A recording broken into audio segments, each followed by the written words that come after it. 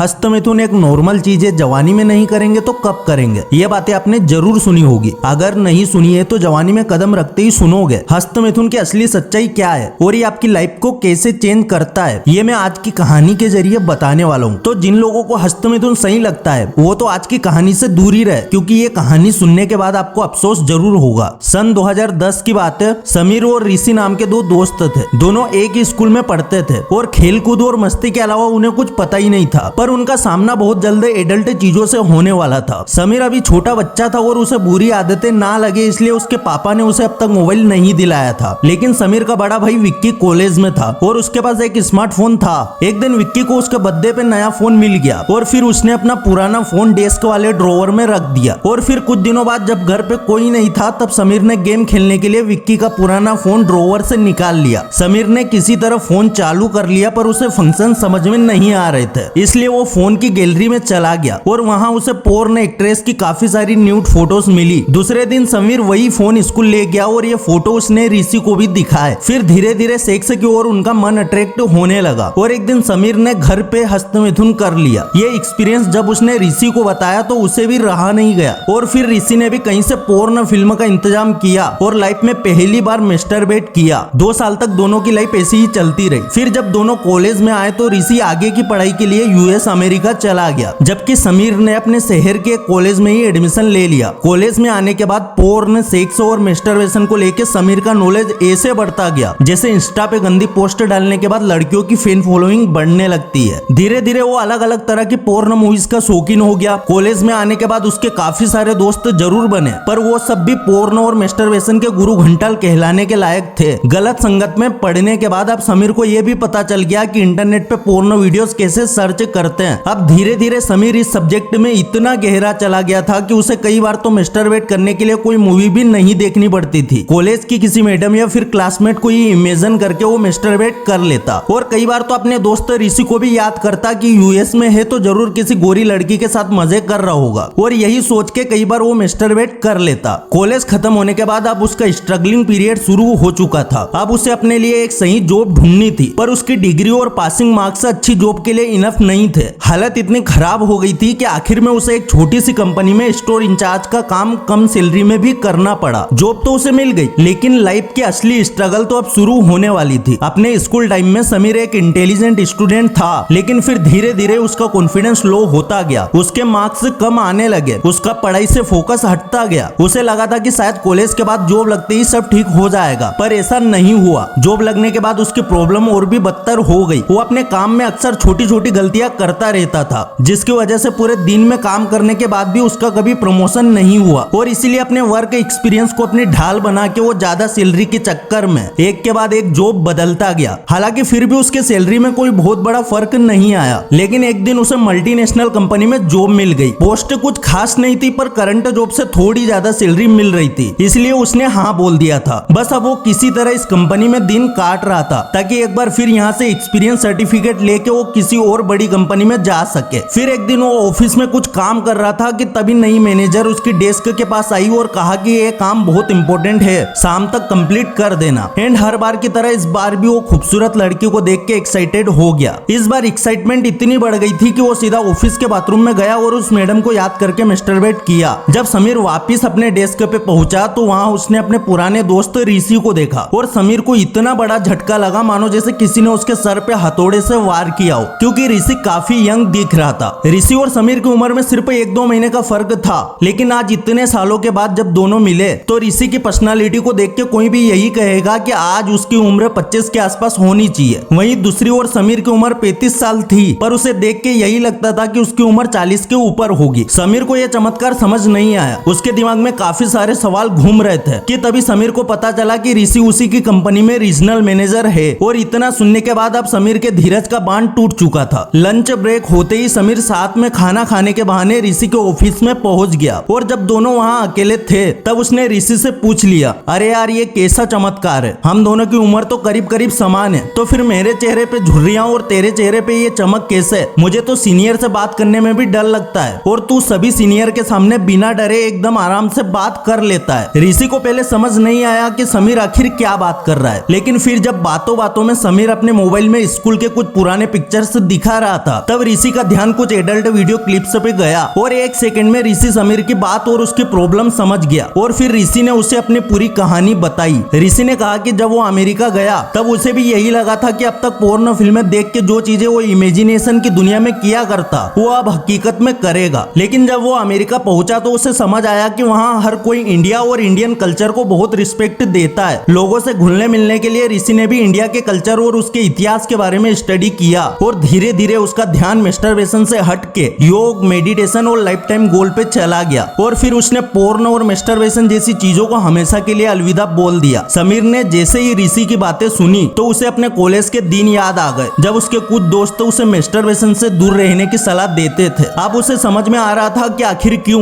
जो लड़का स्कूल में एक ब्रिलियंट स्टूडेंट था उसे कॉलेज में सिर्फ पासिंग मार्क लाने के लिए भी काफी स्ट्रगल करना पड़ता था। समीर अभी अपनी पास्ट लाइफ में खो गया था कि तभी उसे एक आवाज सुनाई देती है, अरे ऋषि आप यहाँ पे हो, मैं तो आपको कब से ढूंढ रही थी। समीर पीछे मुड़ के देखता है तो ये वही नई मैडम थी जिसे देख के आज सुबह वो एक्साइटेड हो गया था। उस मैडम को ऋषि के साथ ऐसे फ्रेंकली बात करते हुए देख के समीर को थोड़ा अजीब लगा, पर अपने लो कॉन्फिडेंस वाले नेचर की वजह से ऋषि से कुछ नहीं पूछ पाया। लेकिन तभी ऋषि ने सामने से उस लड़की से इंट्रोड्यूस करवाया। ऋषि ने कहा, काव्या ये है मेरा बचपन का दोस्त समीर। और इतना सुनने के बाद समीर के पैरों तले जमीन खिसक गई। दोस्तों ये तो सिर्फ एक कहानी थी, पर क्या आपको नहीं लगता कि ये कहानी आप में से कई लोगों की लाइफ से रिलेटेड है? आपने भी अपनी लाइफ में ऐसा कुछ कई बार एक्सपीरियंस किया है। अभी आपको डिसाइड करना है कि आप समीर की तरह अपनी जिंदगी बर्बाद करना चाहते हैं या फिर ऋषि की तरह सही वक्त पे अपनी लाइफ को पटरी पे लाना है। अगर आपको लगता है कि इस कहानी से आपकी लाइफ में थोड़ा सा बदलाव आया हो, अगर इस कहानी ने आपको थोड़ा सा भी मोटिवेट किया हो, तो प्लीज इस वीडियो को लाइक, शेयर और चैनल को सब्सक्राइब करना ना भूलें।